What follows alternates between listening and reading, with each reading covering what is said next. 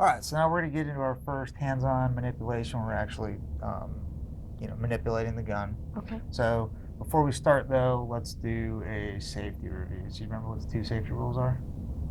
Never pointed at anyone, and never What put if your you're finger on defending the your, What if trigger. you have to defend yourself? Well, then you'd have to point Then it you at have to someone. point it at someone, right? Yes. So, yeah. So the safety rules are knowing where the muzzle is and pointing it there on purpose. Okay. Okay, all the time. And what's the second one? Finger off the trigger unless you're going to use it. Exactly. Unless you intend to press the trigger, fingers right there. Okay. That's it. Cool. Okay, so the first skill that we're going to work on, we're going to work through a series of skills, which is then leading us up to loading and unloading the gun. Okay, so the first skill is going to be locking the slide back to the rear. All right, so the way that we're going to do this, I'm going to start, I'm just going to take this thumb from my left hand, push down. That's going to let the slide go forward, so I can lock it back. Okay, so we're going to start. My body's going to be facing the direction that I want the muzzle to point. Okay. All right, and now I'm going to spend the rest of the time moving my body around the gun, not moving the gun. Okay, so you'll see people, and you'll see this on ranges, will do stuff like that. Well, that's a problem for those people. Exactly.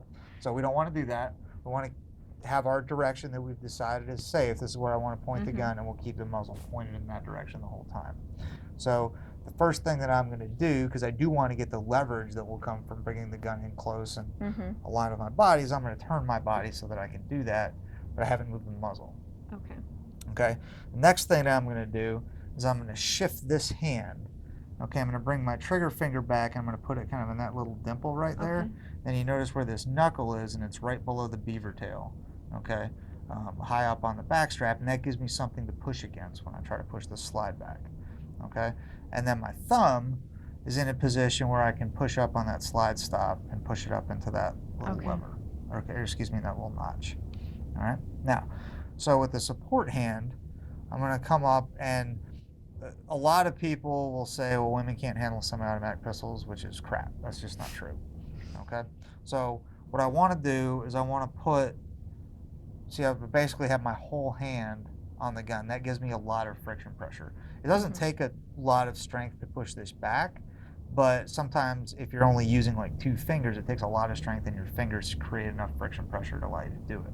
So we want to put as much surface area from our hand on the gun as we can, but we don't want to be wrapped over the top because we don't want to get caught on the ejection port. Okay, so I want to have all 4 of these fingers there, and I want to have my whole palm and my thumb pressing against the side here, which gives me a lot of surface area on the gun and gives me a lot of friction pressure. And I want to bring the gun back in close to my body. And you can see where my elbows are. My elbows are basically opposing each other, so I can kind of push forward with this arm, push back with that arm, and it allows me to lock the slide back. Okay, now when you get done here, because this is something that is a little bit challenging when you're first working on it, it's very tempting to be like, whew, I'm done, and then drop your hand, and then drop your hand right in front of the muzzle. Okay, so we don't want to do that. We want to go back to our administrative grip. Okay. Right, and then rotate your body back down range, and now I can drop my hand without sweeping it in front of the muzzle. Okay. Okay, and then at this point I can verify that the weapon is clear and safe, and I'd be in a position to set it down. Any questions?